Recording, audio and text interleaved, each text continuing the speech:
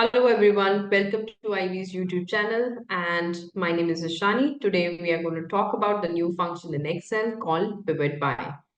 In my last video, I worked on the function called group by and we will see how pivot by is different by group by, and like I had put a title in the last video, Adios, pivot table and hello, pivot by and group by function. So let's see what it is all about. So pivot by helps us to allow to summarize the data just like a pivot table, and in fact it has concept of sorting and filtering as well.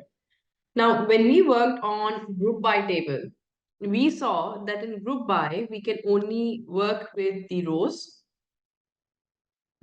and we can work with the value. So we could only put the fields in the row, make a group of it, or put a single field and aggregate the values based on that. Now, what pivot by does is not only we can group by rows, we can put a field in the row, but we can also put a field inside the column.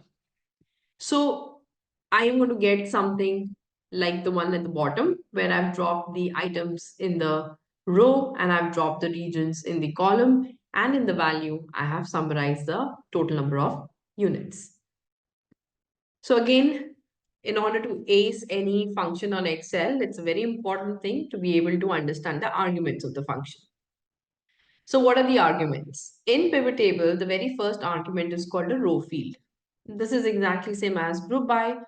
What we are doing over here, the field which we need to drop in the rows in order to make a header in the row. Then we are talking about column field. We are going to pick the field which we want to drop in the column part of the pivot table. It could be one field, it could be more than one field. Then it talks about the value. The values may be one field or more than one field by which we want to do the aggregation. And then comes the function like sum, max, min, percentage of, product, variance, standard deviation, all the standard functions of Excel are there. Then comes our field headers, just like group by. It has four options, 0, 1, 2, 3, where 0 is for no headers, 1 is for headers, but don't show it, 2 is for no headers and generate, 3 is headers are present and show. At last, there is a row depth and the column depth. Now, why row depth and the column depth are there? Because row depth and column depth basically means if I want to show my grand totals and the subtotals. So like you can see over here in this particular example that I've taken, I can have row totals that are over here, and I can also have column totals. So these are my row totals and these are my column totals. So depth means which totals I want to show, whether I want to show row total, so I'll work with row total depth. If I want to show the column totals, then I'll work with the column total depth. And if we have dropped more than one field, then you also have subtotals involved. So we can decide that, and then we can do sorting for the rows as well as columns in this. And then we have filter array, just like how we saw in group by. What is the work of filter array? It helps me to filter the data at the base level. So the raw data that you have, you can filter that, and from there a summary is getting created. So if I didn't have this filter array, then it was a two-step process. I had to filter the raw data, copy paste the raw data to another sheet, then apply my pivot, and then I used to get my answer. But now, because of these new array functions that have come in, I can do the work in one shot in a single function. So let's have a look at it.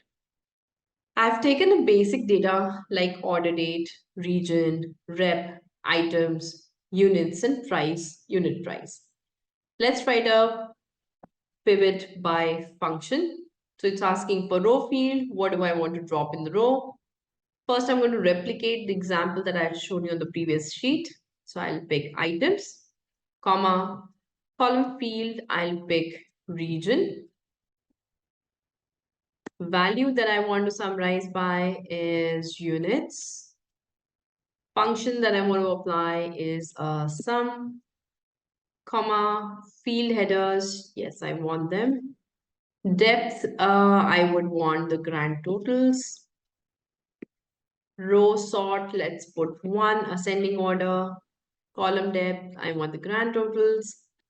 Column depth, sort order, 1, filter array. I'm going to leave it for now and press enter. So just like how we had it, the items are given over here. Central, the regions are on the top, and I've got the total for the rows and the total for the columns. All right. Now, let's look at another example. Let's say if I wanted to find out what is a percentage contribution of each item towards the sales of, towards the total units sold in each region, right? And I don't want to look at the data where the number of units sold is less than 50. So what we want is the percentage contribution of each item in each region, total units sold. And second thing, ignore the records where the number of units sold is less than 50. So let's get started. Equal to pivot by. Row field is again going to be the item field,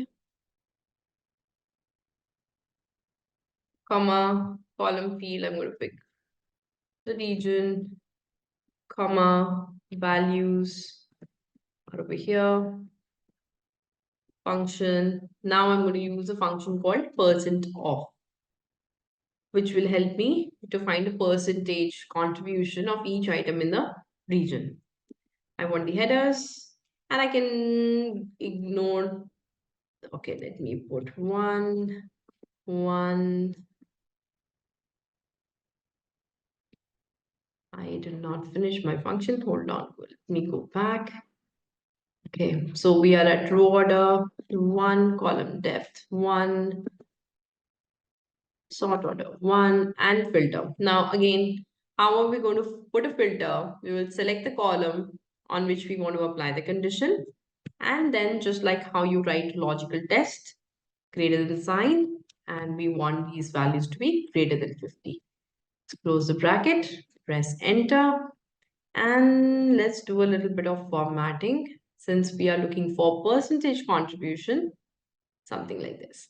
There you go. So we can see I did not have any transactions in central region where pens were sold in more than 50. And similarly, I did not sell pen sets in west where the quantity is greater than 50. And if you look at the contribution, pencils contributed the maximum in central, binders in east, and pen in west. So all these things which were a multiple step in pivot table now are reducing down to one single function. And unlike pivot table where I had to refresh my data, if anything if anything changed, let's say this changed to central. And when I press enter, my numbers automatically change over here, right?